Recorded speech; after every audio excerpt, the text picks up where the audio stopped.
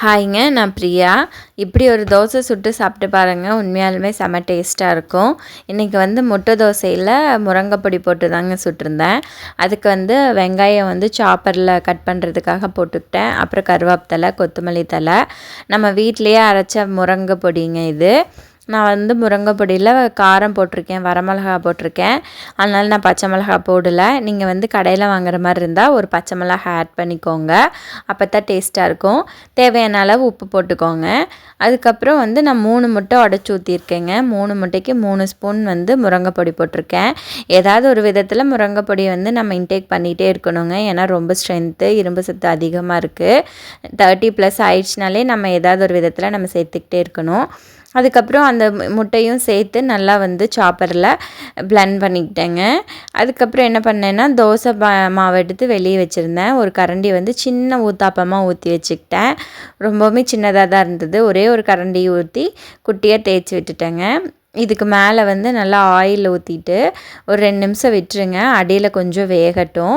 வெந்ததுக்கப்புறம் நம்ம முட்டை கலக்கி வச்சுருந்தோம் இல்லைங்களா, முருங்கைப்பொடி போட்டு, அந்த முட்டையை எடுத்து தோசை மேலே அப்படியே அப்ளை பண்ணிக்கிட்டேங்க. ஒரு 4 ஸ்பூன் பக்கமே போட்டுக்கிட்டேன். எனக்கு கொஞ்சம் நிறையா இருந்தால் நல்லாயிருக்கும் அப்படின்னு சொல்லிட்டு. இதில் எனக்கு கொஞ்சம் காரம் பத்தலைங்க. நீங்கள் கொஞ்சம் பச்சை மிளகாயோ இல்லை மிளகாத்தூளோ போட்டுக்கோங்க. நான் பச்சை மிளகாய் போட்டால் ஜோஷ்னி, லக்ஷிதாக்கெலாம் வாயில் பட்டுச்சுன்னா சாப்பிட மாட்டாங்கன்னு சொல்லிட்டு நான் போடவும் இல்லை.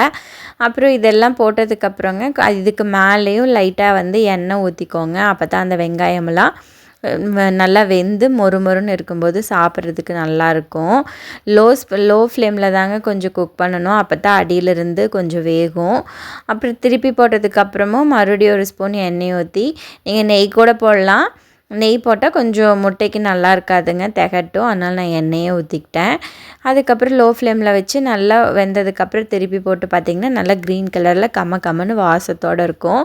நல்லா ஸ்ட்ரென்த்துங்க. அதனால் நீங்கள் கண்டிப்பாக கிட்ஸுக்கு செஞ்சு கொடுத்து பாருங்கள். 3 முட்டை தோசை ஊற்றிட்டுங்க. அப்புறம் கொஞ்சம் மறுபடியும் முட்டை இருந்தது. இது நம்ம ஆம்லேட் போட்டு சாப்பிட்டு பார்க்கலாம் எப்படி இருக்குதுன்னு சொல்லிவிட்டு ஆம்லேட்டும் போட்டேன். ஆம்லேட்டுமே செம்ம டேஸ்ட்டாக இருந்ததுங்க. முட்டை தோசையை விட ஆம்லேட் சூப்பராக இருந்தது. நீங்கள் கண்டிப்பாக ட்ரை பண்ணி பார்த்துட்டு எப்படி இருந்ததுன்னு சொல்லுங்கள்.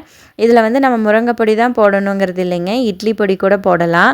அப்படி இல்லைன்னா கருவேப்பிலை பொடியும் கூட போடலாம். இந்த மாதிரி பிரண்டை பொடி நிறைய சேல்ஸ் பண்ணுறாங்கங்க.